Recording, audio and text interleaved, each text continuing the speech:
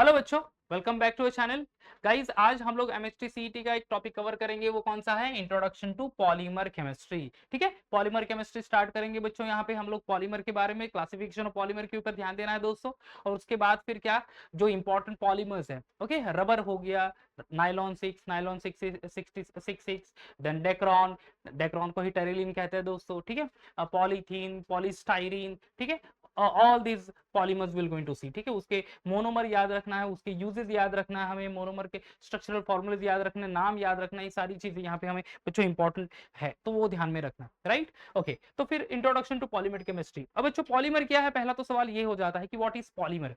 ठीक है, पॉलीमर यानी क्या? अब देखो देखो बच्चों, पॉलीमर, पॉली मींस मैनी, मर यानी मॉलिक्यूल्स, राइट। मेनी मॉलिक्यूल, तो बहुत सारे मॉलिक्यूल एक दूसरे के साथ आ जाएंगे और एक बड़ा मॉलिक्यूल फॉर्म हो जाएगा, उसको बच्चों कहेंगे पॉलीमर। ठीक है, तो guys simply we can say that polymer are high molecular weight macromolecules. ठीक है, पॉलीमर क्या है दोस्तों? High molecular weight macromolecule. ठीक है, high polymer molecular weight macromolecules. तो पीवीसी हम लोग कहते हैं ना, पॉलीथीन बैग कहते हैं, तो ये सारे एग्जांपल्स आ जाएंगे बच्चों। टेफ्लॉन है, डेरिलीन है, ठीक है, नाइलॉन, सेल्यूलोज, ये सारे बच्चों क्या है? एग्जांपल्स है किसके? पॉलीमर्स के। अंडरस्टूड? तो पॉलीमर हाई मोलार मास और मॉलिक्यूलर वेट मैक्रो मॉलिक्यूल्स। अब दोस्तों चले जाते हैं for the classification of polymers. अब classification near about 5 to 6 type of 6 basis पर एक्चुअली क्लासिफाइड होता है ये पॉलीमर्स। तो वन बाय वन बच्चों हम लोग देखते हैं। पहला है classification of polymer on the basis of sources. ठीक है, सोर्सेस यानी ओरिजिन के ऊपर कि किस तरह से ओरिजिनेट हो रहा है वो। तो पहला है that is first type is natural polymer. ठीक है, second type is synthetic polymer and the third type is semi synthetic polymer. ठीक है, synthetic polymer and then after semi synthetic polymer. ठीक है, ओके, नेचुरल पॉलीमर, डेफिनेटली नाम ही बता रहा है क्या नेचुरल पॉलीमर है। Natural polymer obtain naturally. ठीक है, ये क्या है? Obtain naturally. तो जो नेचुरल ऑब्टेन हो रहा है वो पॉलीमर्स है नेचुरल पॉलीमर्स। अब उसमें भी बच्चों, अब नेचर में दो लिविंग, मेजर लिविंग थिंग्स है, एक तो है एनिमल, दूसरा है प्लांट। तो दोनों वो बेसिस पे आपको पॉलीमर्स मिलेगा। So on that basis natural polymer is further classified is plant polymer and animal polymers. जो पॉलीमर प्लांट से मिल रहे हैं वो प्लांट पॉलीमर्स, जो पॉलीमर एनिमल से मिल रहे हैं वो एनिमल पॉलीमर्स। कौन से प्लांट पॉलीमर्स है? कॉटन, प्लांट से कॉटन मिलता है हमें, तो कॉटन, जूट, ये एक प्लांट पॉलीमर्स है। सिल्क, वुल, ये हमें एनिमल से मिलता है दोस्तों, तो ये एनिमल पॉलीमर्स है। डन, ये हो गया। सिंथेटिक पॉलीमर, सिंथेटिक यानी आर्टिफिशियल पॉलीमर, जो पॉलीमर्स आर्टिफिशियल प्रिपेयर करेंगे हम लोग इंडस्ट्री में, तो वो सिंथेटिक पॉलीमर, या आप कह सकते हैं मैन मेड पॉलीमर, राइट। उसका एग्जाम्पल क्या है? तो पीवीसी, टेफ्लॉन, नाइलॉन, ये सारे एग्जाम्पल्स आ गए। पॉलीविनाइल क्लोराइड, पॉलीथीन हो गया, टेफ्लॉन आ गया, नाइलॉन, ये सारे semi synthetic polymer, synthetic polymer. And semi synthetic polymer, semi synthetic polymer यानी ऐसे पॉलीमर जो कि नेचुरल पॉलीमर के ऊपर कुछ केमिकल प्रोसेस की जाएगी दोस्तों, एंड वहां पे क्या करेंगे? न्यू पॉलीमर्स फॉर्म करेंगे, विस्कस रेयन, सेल्यूलोज। ठीक है, ये कुछ आ जाएंगे एग्जांपल्स सेमी सिंथेटिक पॉलीमर के। तो ये पहला क्लासिफिकेशन का टाइप हो गया बच्चों, this classification of a polymer on the basis of sources, natural polymer, synthetic polymer and semi synthetic polymer. ठीक है, चलो आगे बढ़ते हैं दोस्तों। Classification of polymer on the basis of structure, structure के बेसिस पे तीन और टाइप है दोस्तों। पहला कौन सा टाइप है? तो first type is known as linear polymer, ये देखो, ये first linear polymer, second one branch polymer and the third one is cross link polymer. ठीक है, these are the three types, linear, branch and cross link. Linear यानी एक linear chain मिलेगी आपको, एक स्ट्रेट चेन मिलेगी आपको, राइट। तो लीनियर पॉलीमर, लीनियर और straight chain polymers are there, example polythene. Okay, तो ये एक एग्जांपल आ जाएगा। ब्रांच पॉलीमर में branch observe in the polymer, यानी पॉलीमराइजेशन चेन में ब्रांचिंग होगी अपर या लोअर केस में। अब वहां पे लो डेंसिटी पॉलीथीन हो गया, पॉलीविनाइल क्लोराइड, ये सारे आ जाएंगे एग्जांपल ब्रांच पॉलीमर में। ठीक है, क्रॉसलिंक पॉलीमर में क्या होगा? तो there will be a presence of a crosslink या फिर cross bond will be present in the linear chain. तो ये समझ लो ये लीनियर चेन है। ठीक है, so these are the linear chain that having the cross link. तो इससे ऐसे टाइप के पॉलीमर्स को क्रॉस लिंक पॉलीमर कहते हैं। एग्जांपल है बेकेलाइट। तो बेकेलाइट ये एक क्रॉस लिंक पॉलीमर है दोस्तों। ठीक है, melamine formaldehyde polymer cross link polymer है। तो लीनियर पॉलीमर एक लीनियर चेन रहेगी, ब्रांच पॉलीमर में ब्रांचेस होंगे, एंड क्रॉस लिंक पॉलीमर्स में लीनियर चेन के बीच में क्रॉस लिंक होगी, यानी बॉन्डिंग होगी of the different elements to form a cross link polymers. ठीक है, चलो हो गया ये भी चीज। On the basis of a mode of polymerization, classification of polymer on the basis of mode of polymerization, polymerization के बेसिस पे फर्स्ट एडिशन पॉलीमराइजेशन, दूसरा है कंडेंसेशन पॉलीमराइजेशन एंड तीसरा है रिंग ओपनिंग पॉलीमराइजेशन। ये 3 टाइप है दोस्तों, ठीक है। तो फर्स्ट वन चले जाता है, that is what, addition polymerization. Addition polymerization में यहाँ का क्या होगा दोस्तों, मोनोमर यूनिट है। देखो पॉलीमर में एक टर्म आएगा, इसको हम लोग मोनोमर कहेंगे, ठीक है। अब मोनोमर यानी सिंगल यूनिट, सिंगल यूनिट जो कि रिपीट होगा बार बार through the bonding, through the catenation property, बराबर है। तो ये दैट इज मोनोमर यूनिट। जैसे कि पॉलीविनाइल क्लोराइड का मोनोमर यूनिट है विनाइल क्लोराइड, पॉलीथीन का इथीन या इथिलीन कह सकते हैं आप, या इथीन या इथिलीन। तो ethylene is the monomer unit जो कि एक लॉन्ग चेन फॉर्म करेगा, ठीक है। पॉलीविनाइल का जैसे मैंने बोला that is vinyl chloride is a monomer unit. तो जो कि स्टार्टिंग मटेरियल है, ठीक है, that is called to be a monomer unit जो कि एक लॉन्ग चेन फॉर्म करेगा दोस्तों। अब यहाँ पे बेस्ड ऑन मोनोमर एंड जिससे कि वो किस तरह से कुछ सब्सटेंस एलिमिनेट कर रहा है उसके बेसिस पे एक्चुअली ये 3 टाइप है based on mode of polymerization, addition polymer, condensation polymer and ring opening polymer.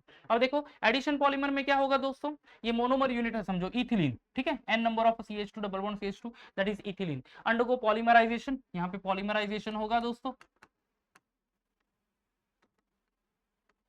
and there'll be formation of CH2 CH2, okay, n numbers that is polythene। तो यहाँ पे polythene फॉर्म हो गया। तो ये मोनोमर यूनिट कंटिन्यूसली ऐड हो जाएंगे and then formation of a long chain. तो उस टाइप के पॉलीमर को एडिशन पॉलीमर कहेंगे। यहाँ पे दोस्तों एक चीज ध्यान में रखनी है, कोई भी बाय प्रोडक्ट यहाँ पे एलिमिनेट नहीं होगा, या फिर आप कह सकते कोई भी बाय प्रोडक्ट यहाँ पे फॉर्म नहीं होगा, ठीक है। एडिशन पॉलीमराइजेशन का में क्या होगा, बाय प्रोडक्ट फॉर्म नहीं होने वाला, सारे के सारे मोनोमर यूनिट एक दूसरे के साथ अटैच होकर एक बड़ा मोलर मास कंपोनेंट फॉर्म होगा। अंडरस्टूड। कंडेंसेशन पॉलीमराइजेशन, अब कंडेंसेशन पॉलीमराइजेशन में दोस्तों ये होगा कि जब भी मोनोमर यूनिट ऐड हो जाएंगे, समझ लो कि ये इथिलीन ग्लाइकोल है एंड टेरेप्थेलिक एसिड, तो इथिलीन ग्लाइकोल टेरेप्थेलिक एसिड अटैच हो रहे एक दूसरे के साथ, ठीक है।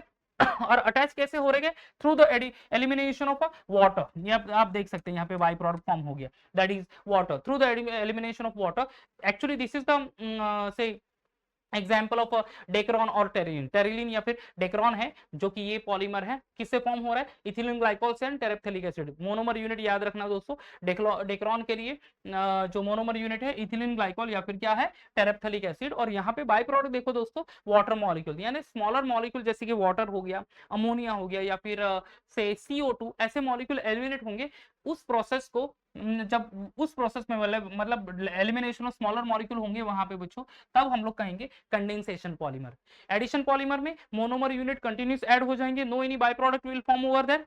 कंडेंसेशन पॉलीमर में once the monomer unit is added there will be a formation of polymer with the elimination of smaller molecule like water, CO2 और ammonia, कंडेंसेशन पॉलीमर, ठीक है। Next ring opening polymer. अब बच्चों ring opening polymer में क्या होगा, ring opening polymer में यहाँ पे जैसे नाम इंडिकेट कर रहा है, अगर रिंग है साइक्लिक रिंग, वो ब्रेक डाउन होगी, ओपन होगी और एक सिंपली लीनियर पॉलीमर यहाँ पे फॉर्म हो जाएगा। जैसे कि ये है epsilon caprolactam, epsilon caprolactam C double bond और सिंगल बॉन्ड NH यानी अमाइड ग्रुप है। तो यहाँ पे ये जो अमाइड ग्रुप है दोस्तों, यहाँ का ये कार्बन और नाइट्रोजन का बॉन्ड है वो ब्रेक हो जाएगा, ठीक है। ये कार्बन नाइट्रोजन का बॉन्ड वहां पे ब्रेक हो गया, एक सीधी सी चेन फॉर्म हो गई। देखो ये सी डबल बॉन्ड हो, CH2 कितने हैं, 5 है, 1 2 3 4 5, तो सी डबल बॉन्ड हो CH2 5 टाइम्स और उसके बाद NH n number that is nylon 6 form हो गया। नाइलॉन 6 किससे फॉर्म हो रहा है, एप्सिलॉन कैप्रोलैप्टम, और कौन से स्पेसिफिक टाइप में है वो, रिंग ओपनिंग पॉलीमर। ये डेक्रोन और टेलिन, यहाँ पे मोनोमर यूनिट कौन सा है, ethylene glycol and terephthalic acid, ये दो मोनोमर यूनिट है। वाटर एलिमिनेट हो रहा है, condensation polymerization. And polythene high density low density polythene, ये एडिशन पॉलीमराइजेशन के एग्जांपल है बच्चों। ओके चलो ये तो हो गया अब classification on the basis of mode of polymerization. Next one classification of a polymer on the basis of intermolecular forces, ठीक है, on the basis of intermolecular forces, ठीक है। On the basis of intermolecular forces 4 type है, elastomer, fibre, thermoplastic, thermosetting, ठीक है। क्या है, elastomer, fibre, thermoplastic and thermosetting. अब इलास्टोमर यानी क्या, इलास्टिसिटी प्रॉपर्टी होगी, खींचेंगे तो बहुत बड़ा हो जाएगा पॉलीमर। और अगर हम लोग ये उसको रिलीज कर ले, मतलब प्रेशर रिलीज कर ले, तो वो अपने ओरिजिनल शेप में आ जाएगा।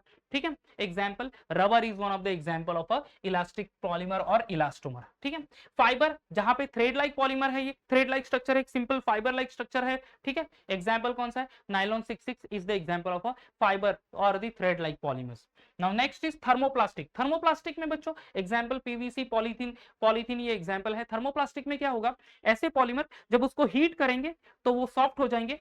अच्छे से सुनना दोस्तों, हाँ, थर्मोप्लास्टिक पॉलीमर जब हीट करेंगे तो वो सॉफ्ट हो जाएंगे, कूल करेंगे तो वो हार्ड बनेंगे, वापस से उसको हीट कर लो तो वो पॉलीमर वापस से सॉफ्ट हो जाएगा, उसको कूल करे तो वो वापस से हार्ड बन जाएगा। तो ये एक प्रोसेस चलती जाएगी, हीट करेंगे तो सॉफ्टन, देन कूल करेंगे तो वो हार्डर बनेंगे, वापस से सॉफ्ट हार्ड, सॉफ्ट हार्ड, ये प्रोसेस होती जाएगी। यानी सिंपली हम लोग कह सकते हैं ये पॉलीमर रीमोल्ड हो सकते हैं। मतलब समझ लो ये एक सिंपल पेंसिल है, प्लास्टिक की, प्लास्टिक से बनी हुई है, इसको हम लोग हीट करेंगे तो वो सॉफ्ट बन जाएगा, और वो सॉफ्ट जो से पॉलीमर है उसको हम लोग किसी भी शेप में मोल्ड कर सकते हैं वापस से, बराबर। एक बार कूल करेंगे तो हार्ड होगा, वापस से उसको हीट करेंगे तो शायद सॉफ्ट करेंगे, दूसरे किसी शेप में हमें मोल्ड करना है तो वापस से उसमें भी कर सकते हैं। तो ऐसे पॉलीमर है उनको हम लोग थर्मोप्लास्टिक पॉलीमर कहते हैं। प्लास्टिक की वर्ड याद रखना, प्लास्टिक हीट करेंगे तो सॉफ्ट होगा, कूल करेंगे तो हार्ड होगा।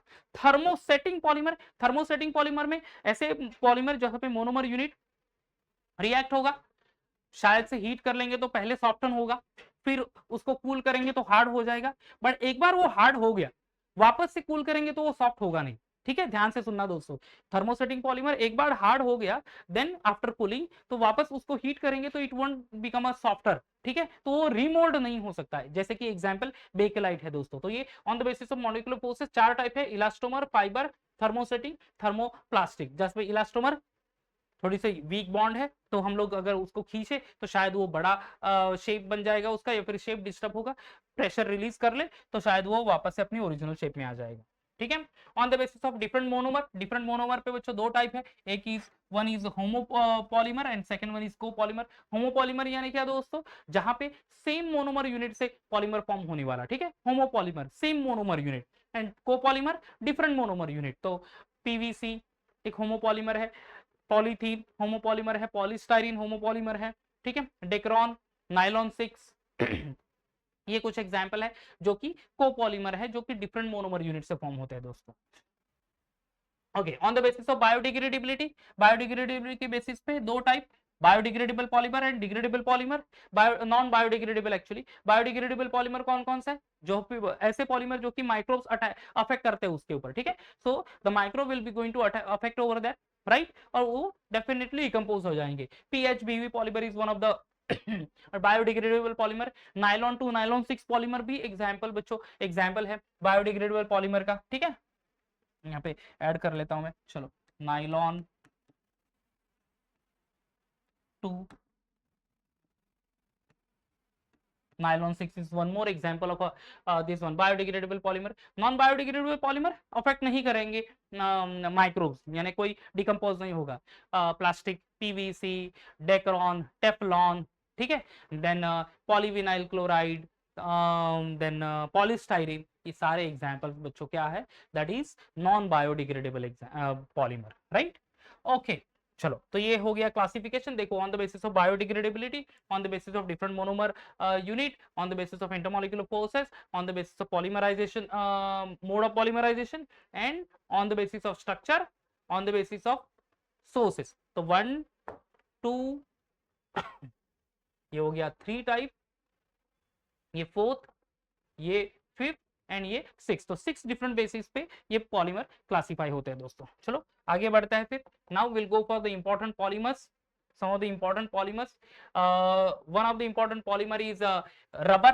ओके, रबर सिंपली बच्चों इलास्टोमर है, जहां पे इलास्टिसिटी प्रॉपर्टी है दोस्तों। यहाँ पे एग्जाम्पल रबर के बलून रबर से फॉर्म होता है, शू सोल्स, टायर्स, सर्जिकल ग्रोथ, ये सारे रबर से ही फॉर्म होते हैं दोस्तों। ओके, रबर बच्चों दो हम लोग कह सकते हैं कि नेचुरल रबर भी होता है एंड आर्टिफिशियल रबर भी प्रिपेयर कर सकते हैं। नेचुरल रबर यानी रबर प्लांट से मिलता है वो, ठीक है, रबर प्लांट से जो लेटेक्स मिलता है, रबर प्लांट से जो कुछ स्टिकी मटेरियल, जो अगर उसको काटे थोड़ा सा तो स्टिकी मटेरियल उसमें से निकलता रहता है, right.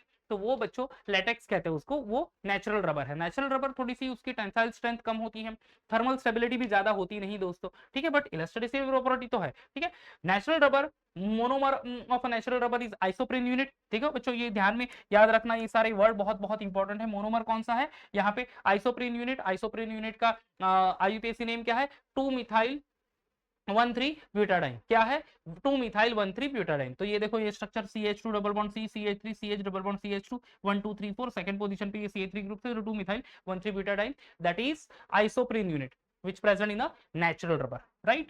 Okay, next, natural rubber high is a high molecular mass linear polymer of isoprene, जहां पे molar mass varies from say 134 times 0 to 344 times 0, ठीक है, यूनिफाइड मास। तो आइसोप्रीन यूनिट पॉलीमराइज होगा, poly isoprene unit, that is rubber form हो रहा है बच्चों। प्रॉपर्टीज क्या है रबर की, तो this one is having 6 conformation of carbon carbon double bond and consist of various chain held together by weak van der Waals force of attraction. यहाँ पे फोर्स ऑफ अट्रैक्शन वीक है दोस्तों, ये ध्यान में रखना है, weak van der Waals force of attraction, right. Then can be stretch like a spring and exhibit elastic property, ठीक है। Vulcanisation of rubber is one of the important topic दोस्तों। वल्कनाइजेशन ऑफ रबर यानी क्या, जैसे मैंने कहा कि natural rubber week होता है, हीट करेंगे तो या ज्यादा टेम्परेचर पे वो मेल्ट हो सकता है, ओके, टेंसाइल स्ट्रेंथ उसकी ज्यादा होती नहीं, वो ब्रेक हो सकता है। तो वही बढ़ाने के लिए, टेंसाइल स्ट्रेंथ बढ़ाने के लिए, थर्मल स्टेबिलिटी बढ़ाने के लिए वहां पे सल्फर कुछ ऐड करते हैं, 3% या 5% सल्फर पाउडर ऐड करेंगे, वापस से उसको हीट कर लेंगे, जिससे कि क्या होगा, समझ लो ये आइसोप्रीन यूनिट है, ये सारी आइसोप्रीन यूनिट, ये नेचुरल रबर का मोनोमर यूनिट, बराबर। उसमें सल्फर ऐड करेंगे तो सल्फर के क्रॉसलिंक फॉर्म हो जाएंगे in the isoprene unit only, और वो जो रबर है उसको खींचेंगे तो वो टूटेगा भी नहीं, ओके। वो अगर बहुत ज्यादा हीट भी कर ली तो वो मेल्ट जल्दी होगा नहीं, यानी मेल्टिंग पॉइंट भी बढ़ जाएगा, थर्मल स्टेबिलिटी बढ़ जाएगी, टेंसाइल स्ट्रेंथ बढ़ जाएगी, क्यों, due to the addition of sulphur over there which forms a cross link between the isoprene unit. तो इस प्रोसेस को ही बच्चों कहते हैं वल्कनाइजेशन ऑफ रबर। क्या कहते हैं उसको, vulcanisation of rubber. Vulcanisation enhance the property like tensile strength, stiffness, elasticity as well as toughness, ठीक है, जिसमें क्या हो रहा है कि इस प्रोसेस में सल्फर ऐड किया जा रहा है दोस्तों। डन, चलो ये भी कंप्लीट हो गया। नाउ पॉलीथीन, कुछ पॉलीमर्स हम लोग अभी देख लेंगे। पॉलीथीन, पॉलीथीन के दो टाइप है, लो density polythene and high density polythene. Simply ethylene से ही फॉर्म करेंगे polythene, that is low density polythene. But यहाँ पे बच्चों लो डेंसिटी पॉलीथीन के लिए temperature condition and the reaction condition बहुत इंपॉर्टेंट है। क्या हो रहा है यहाँ पे, ट्रेसेस ऑफ O2 यूज कर रहा है in presence of peroxide between temperature 350 to 370, और प्रेशर देख लो दोस्तों 1000 टू 2000 एटमॉस्फेरिक प्रेशर यूज हो रहा है, राइट। और LDP कहते हैं इसको, लो डेंसिटी पॉलीथीन, मतलब ये यूज होता है, टफ है, केमिकली इनर्ट है, मॉइस्चर रेजिस्टेंस है, पुअर कंडक्टर ऑफ इलेक्ट्रिसिटी है, melting point near about 110 degree Celsius है दोस्तों, ठीक है। यूज कहां हो रहा है, तो यूज हो रहा है for the preparation of pipes of agriculture, irrigation, domestic water line connection, insulation of electric cables, इसके लिए यूज होगा। It is used in the submarine cable insulation also, used in the production of extruded films sheets, preparation of a squeeze bottle, squeeze bottle के लिए जो polythene use होता है वो लो density polythene है, अट्रैक्टिव कंटेनर बनाने के लिए यूज होता है। Next is sorry, high density polythene. High density HDP कहते हैं उसको, अगेन इथिन से ही होगा। टेम्परेचर देख लो 333 टू 343, एटमॉस्फेरिक प्रेशर है 6 टू 7 एटमॉस्फेरिक प्रेशर। इंपॉर्टेंट चीज तो बच्चों यहाँ पे नोट डाउन करनी है आपको, एक कैटालिस्ट यूज होता है जो कि जिगलर-नाटा कैटालिस्ट है, ओके। और Ziegler Natta catalyst is used specifically to prepare high density polythene, ठीक है। स्ट्रक्चरल फॉर्मूला तो सेम होगा, उसकी टेंसाइल स्ट्रेंथ बढ़ेगी, थोड़ी सी प्रॉपर्टी इनहांस है। प्रॉपर्टी क्रिस्टलाइन है, मेल्टिंग पॉइंट बढ़ गया, देखो वहां पे लो डेंसिटी पॉलीथीन का अगर आप मेल्टिंग पॉइंट ध्यान दे तो 110 डिग्री सेल्सियस था, हाई डेंसिटी पॉलीथीन का मेल्टिंग पॉइंट बढ़ गया तो यानी थर्मल स्टेबिलिटी बढ़ गई, 144 टू 150 डिग्री सेल्सियस पे है। It is much steeper than low density polythene, having high tensile strength and hardness and more resistance to chemical than LDP, okay। Uses तो ऑलमोस्ट सेम ही है, टॉयज बनाने के लिए use करेंगे, हाउस होल्ड यानी bucket, dustbin, bottle, pipes बनाने के लिए यूज होंगे, लेबोरेटरी वेल्स, जो प्लास्टिक लेबोरेटरी वेल्स है वो भी बनाने के लिए हाई डेंसिटी पॉलीथीन यूज होंगे। टेफ्लॉन स्टार्टिंग मटेरियल है, टेट्राफ्लोरोइथीन, पॉलीमराइज होगा, वहां पे टेफ्लॉन होगा। टेफ्लॉन को भी डेक्रॉन भी बोलता है दोस्तों, ठीक है। तो टफ है, केमिकली इनर्ट है, resistance to heat and attack by the corrosive reaction. Generally कहां पे यूज होता है, for making non stick cookware, oil seals and gasket बनाने के लिए यूज होता है। मोनोमर यूनिट ध्यान में रखना, tetrafluoroethene, CH2 double bond CH2, ये उसका फॉर्मूला है दोस्तों, ओके। नेक्स्ट इज पॉलीएक्रिलोनाइट्राइल, उसको PAN भी कहता है, P mix poly acrylonitrile, CH2 double bond CH single bond CN, ये उसका मोनोमर यूनिट। पॉलीमराइज होगा in presence of peroxide, poly acrylonitrile यानी पेन होगा फॉर्म। यूजेस क्या है, resemble to wool and is use as a wool substituents. ठीक है, ये एक रेजिस्टेंट है वुल के लिए, तो वुल सब्स्टिट्यूएंट्स यूज करेंगे, यानी ये कह सकते हैं कि एक आर्टिफिशियल से पॉलीमर है जहां पे हम लोग नेचुरल पॉलीमर जो वुल है उसको रिप्लेस कर सकते हैं। Nylon 66, nylon 66 is another polymer जो कि monomer unit adipic acid and hexamethylene diamine. ठीक है, adipic acid and hexamethylene diamine nylon salt form करेगा and finally release of water and forms the nylon 66। तो ये रिलीज ऑफ वाटर है, smaller molecule eliminate हो रहे हैं, कंडेंसेशन पॉलीमर है दोस्तों। ठीक है, नेक्स्ट उसकी properties, nylon 66 possess high tensile strength, does not soak in water यानी वाटर रेजिस्टेंस है, use in making sheets, bristles of brushes, surgical स्यूचेस एंड टेक्सटाइल फाइबर्स। ये सारी चीजें नायलॉन के फाइबर्स भी होते हैं दोस्तों, बनाने के लिए यूज होगा। ये है नायलॉन 6 जहां पे ये सिंपली ये बॉन्ड ब्रेक कर लेगा। ठीक है, कौन सा वाला bond break, ring opening polymer में देखा है, ये बॉन्ड ब्रेक हो जाएगा and there will be formation of a polymer. ठीक है, ये अमाइड बॉन्ड है, ये दोस्तों याद रखना है। एप्सिलॉन कैप्रोलेप्टम ये मोनोमर यूनिट है, possess high tensile strength and used for the manufacture of tires, tire cords, fabrics and ropes. Polyester, terylene और डेक्रोन, मोनोमर यूनिट क्या है, ethylene glycol and terephthalic acid. ठीक है, ये दो मोनोमर यूनिट है, इथिलीन ग्लाइकॉल टेरेप्थेलिक एसिड, राइट। यहाँ पे zinc acetate and antimony trioxide ये कैटालिस्ट यूज करेंगे, डेक्रोन फॉर्म कर लेंगे by the release of water here also. Use किसके लिए है, रिंकल फ्री फैब्रिक बनाने के लिए, टेरिलीन मतलब, and it is also used in making of bottle packing materials, packing container. Phenol formaldehyde polymers जो कि पहले दैट इज बेकेलाइट एक्चुअली इसको कहेंगे बच्चों, पहले स्टेप में फॉर्म करेंगे दैट डिफरेंट आइसोमर्स, फिर वो फॉर्म करेगा नोवोलैक पॉलीमराइजेशन प्रोसेस है and the novolac then further forms the Bakelite. Properties uses क्या है, it is used for making articles like telephone instruments, kitchenware, electrical insulators. Okay, ये सब बनाने के लिए बेकेलाइट के यूज होता है दोस्तों। melamine formaldehyde polymer जहां पे formaldehyde and melamine will be combining together and there will be formation of melamine formaldehyde polymers used for making, देखो मोनोमर यूनिट पे ध्यान देना दोस्तों, HCHO यानी CH2O formaldehyde and melamine है, used for making decorative table tops, dinnerware and all। Buna S rubber यानी styrene 1,3 butadiene है actually, और स्टाइरिन ये दोनों कंबाइन होंगे, 1,3 butadiene styrene combine together forms Buna S. यहाँ पे it is use for used in tyre industry. ठीक है, तो generally as a in rubber industry इसका यूज कर लेता है for making tyres.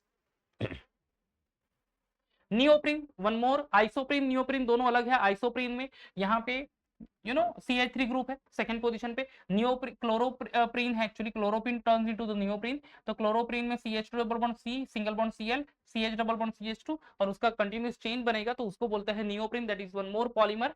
Neoprene is used making hose pipes for transport of gasoline and making gaskets, also used in the manufacturing of insulator cable, jackets, belts for power in transmission and conveying। Vulcanisation of neoprene, ठीक है, vulcanization होगा, crosslink polymer, crosslink form हो जाएगा वहां पे। Viscous rayon, viscous rayon is one more polymer जहां पे cellulose pulp would NaOH के साथ मिक्स करेंगे, alkali cellulose then cellulose xanthate and finally viscose rayon form होगा with the elimination of CS2 over here. biodegradable polymer, this is the last one actually, okay, biodegradable polymer PHPV polymer, monomer unit है polyhydroxy butyric acid and beta hydroxy valeric acid, polyhydroxy butyric acid, poly beta hydroxy valeric acid. ठीक है, butyric acid में 4 carbon atom, वैलेरिक acid में 5 carbon atom. Release of water, condensation polymer कहेंगे आप लोग, यहाँ पे देख सकते हैं आप, release of water and forms the PHBV polymer. One more biodegradable polymer is that is nylon two nylon 6 polymer. ठीक है, ये भी एक बायोडिग्रेडेबल पॉलीमर है दोस्तों। तो हियर वी कैन से कि ये पॉलीमर ये पूरा जो हमारा चैप्टर है दैट वी हैव कंप्लीटेड। ठीक है, तो थियोरी पार्ट तो कंप्लीट हो गई, अब हमारे पार्ट हम लोग चले जाएंगे फॉर द MCQs। या चलो अब शुरू कर लेते हैं पॉलीमर का MCQ, राइट। ओके बच्चों, पास्ट ईयर के कुछ क्वेश्चंस है that will going to see over here.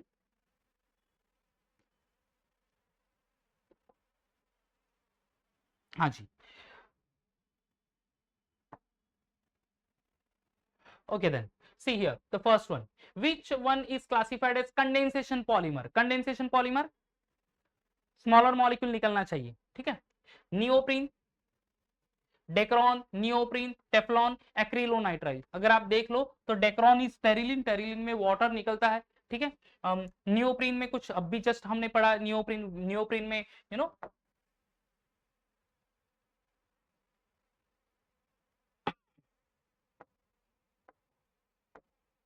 या see here neoprene, just monomer unit add हो रहा है, कोई भी एलिमिनेशन नहीं हो रहा, ठीक है।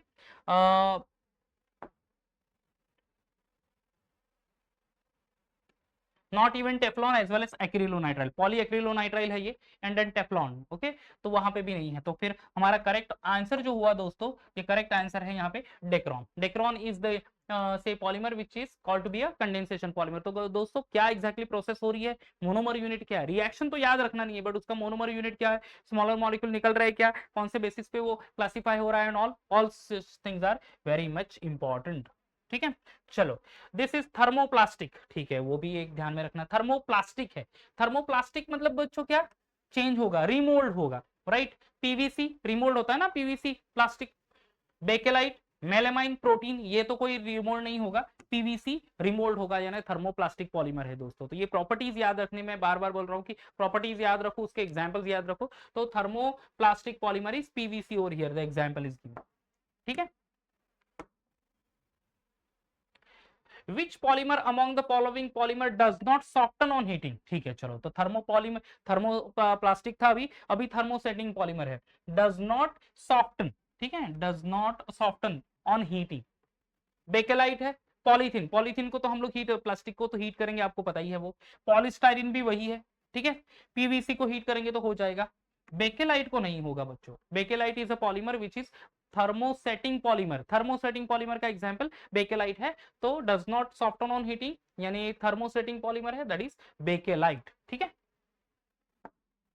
ओके, एग्जाम्पल्स बहुत बहुत बहुत इंपॉर्टेंट है दोस्तों। यहाँ पे कौन सी प्रोसेस हो रही है, किस प्रोसेस के थ्रू हो रही है, कंडेंसेशन है, मोनोमर यूनिट ऐड हो रहा है, कुछ एलिमिनेट हो रहा है, everything you need to remember here. The formation of which of the polymer involves the hydrolysis reaction? Okay, hydrolysis reaction यानी क्या दोस्तों, addition of this one, removal of water. The formation of which of the following polymer involved hydrolysis reaction? ठीक है, hydrolysis reaction के लिए आपको देखना है nylon 6, bakelite, nylon 66 and Terylene. अब बेकेलाइट में तो वाटर नहीं यूज हो रहा, नाइलॉन 66 में तो वाटर नहीं यूज हो रहा, एडिपिक एसिडिन, हेक्सामिथिलिन डायमाइन है वहां पे। Terylene also not no used over there. Nylon 66 you know is carried out by the hydrolysis. So which of the following polymer involved hydrolysis reaction? Nylon 62 contains that hydrolysis reaction दोस्तों, ठीक है। Okay, चलो next. In Buna S, S stand for, ठीक है, in Buna S, S stand for. अगर आप यहाँ पे देख लो Buna S rubber, okay this one, Buna S, Buna S में this H stand for second monomer क्या है, styrene, that is C6H5 CH double bond CH2, the H stand for styrene over that actually, ठीक है। तो guys देख लेते हैं क्या है, स्टाइरिन है क्या वहां पे, हाँ जी, इट इज देयर, या सल्फर है, सॉफ्ट है, स्टाइरिन है, सोडियम है, करेक्ट। ब्यूना एस में S stand for styrene, yes styrene, correct.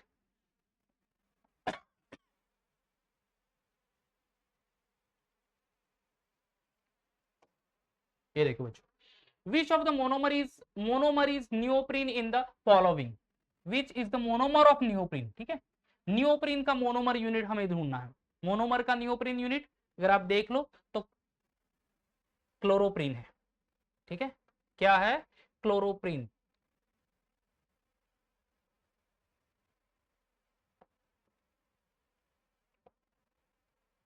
Yes, कहाँ गया वो, यही देख लो, नियोप्रीन, नियोप्रीन का यूनिट क्लोरोप्रीन, क्या है formula, CH2 CHCl CH double bond CH2, that is called chloroprene. उसका मॉलिक्यूलर फॉर्मूला शायद से दिया वहां पे, let's see molecular formula is there और not. Yes, CH2CCl CH double bond CH2, एक तो है CH2 डबल बॉन्ड C, उसके साथ CH3 CH double bond CH2, okay ये 1,3 ब्यूटाडाइन है actually, CH2 double bond CH, CH2 CH3 and CH2, this is 2 methyl 1,3 butadiene और ये 1,3 butadiene है, but the correct answer that is chloroprene, Cl होना चाहिए on the second carbon atom, ठीक है। तो monomer of neoprene is chloroprene, understood.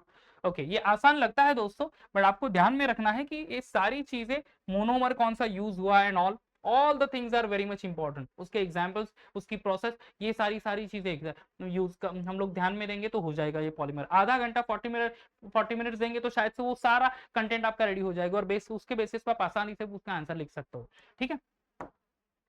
Okay, which of the following is biodegradable polymer. Biodegradable polymer दो ही polymer है अपने पूरे सिलेबस में, एक तो है पीएचबीवी पॉलीमर और दूसरा है नायलॉन टू नायलॉन 6 पॉलीमर, ठीक है। PHBV and nylon two nylon 6, nylon 6, nylon two nylon 6, terylene, nylon 66, okay आ गया नायलॉन टू नायलॉन 6, ये poly this one biodegradable, but again I am knowing the examples of biodegradable, so I can easily answer this question, ठीक है। तो example, process क्या है, कौन से मोनोमर यूनिट है, कैटालिस्ट क्या है, टेम्परेचर कंडीशन क्या है, यही चीज के ऊपर फोकस करना, बाकी तो रिएक्शन तो लिखना ही नहीं है, हमें पता ही है। ओके डन, चलो आगे बढ़ते हैं। Melamine formaldehyde resin is, okay melamine formaldehyde resin is, ये एक इलास्टोमर है या फिर फाइबर है, इलास्टोमर यानी इलास्टिक प्रॉपर्टी, फाइबर है, थर्मोप्लास्टिक पॉलीमर है या फिर थर्मोसेटिंग पॉलीमर है। Melamine this one formaldehyde polymer, bakelite जैसा ही है वो, ठीक है। बेकेलाइट की प्रॉपर्टी क्या, थर्मोसेटिंग पॉलीमर, एक बार हार्ड हो गया तो वो हीट उसको क्या कह सकते हैं हम लोग कि वो सॉफ्ट नहीं होगा। Same way over here also we cannot say कि this we cannot change this melamine formaldehyde polymer once it forms, we cannot soften again on heating, तो it is a thermosetting polymer. D option is the correct है दोस्तों, that is thermosetting. Thermoplastic में heating soft करेंगे and cooling तो harder करेगा।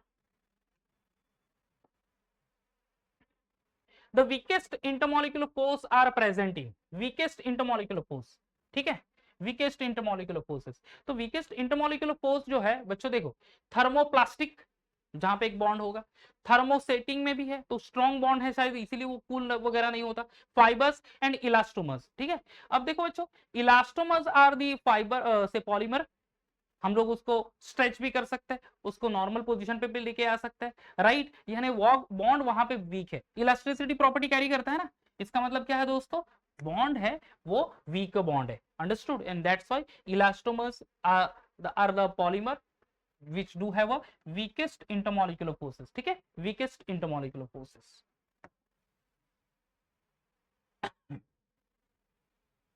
select the incorrect match, okay incorrect match, तो matching क्या exactly match हो रहा है एक दूसरे के साथ, देखते हैं। Viscose rayon semi synthetic polymer, viscose rayon is semi synthetic polymer है, that is correct. Neoprene synthetic rubber, that is also correct, क्योंकि rubber natural rubber is having that isoprene unit, neoprene तो सिंथेटिक रबर है, chloroprene से form करते हैं।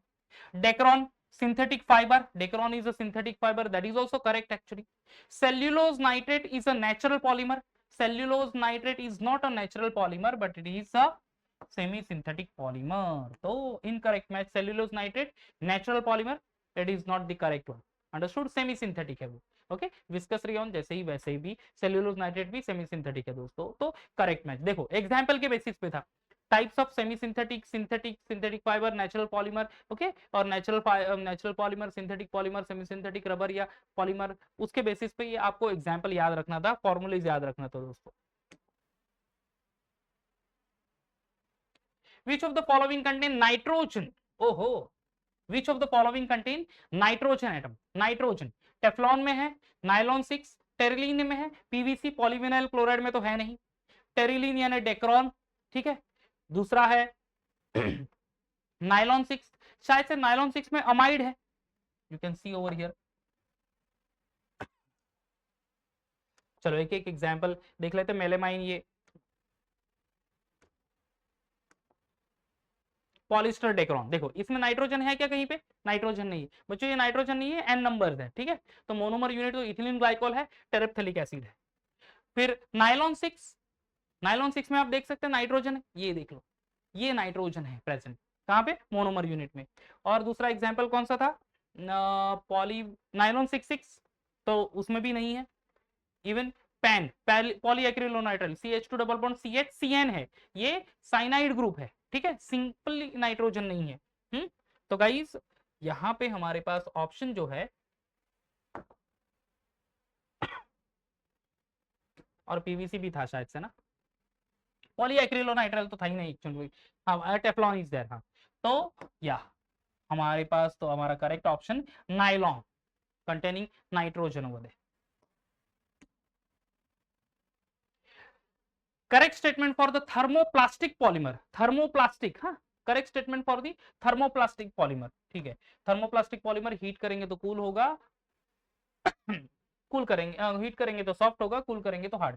It does not become soft on heating under pressure, okay, does not become soft on heating under pressure, नहीं soft तो होता है ये। It cannot be remould, remould भी होता है, हमें करेक्ट ढूंढना है। इट इज आइदर लीनियर और ब्रांच चेन पॉलीमर, ठीक है, लीनियर और ब्रांच चेन शायद से पॉसिबल है। It is cross link polymer, ठीक है, it is cross link, cross link भी नहीं। Correct statement for the thermoplastic polymer, it is either linear और ब्रांच चेन पॉलीमर, ठीक है, क्योंकि सॉफ्ट भी होता है, रिमोल्ड भी होता है, लिंक क्रॉस लिंक पॉलीमर तो है नहीं दोस्तों, बेकेलाइट क्रॉस लिंक पॉलीमर है, आइदर लीनियर और ब्रांच चेन पॉलीमर, तो ये एक पॉसिबिलिटी है फॉर दिस थर्मोप्लास्टिक पॉलीमर।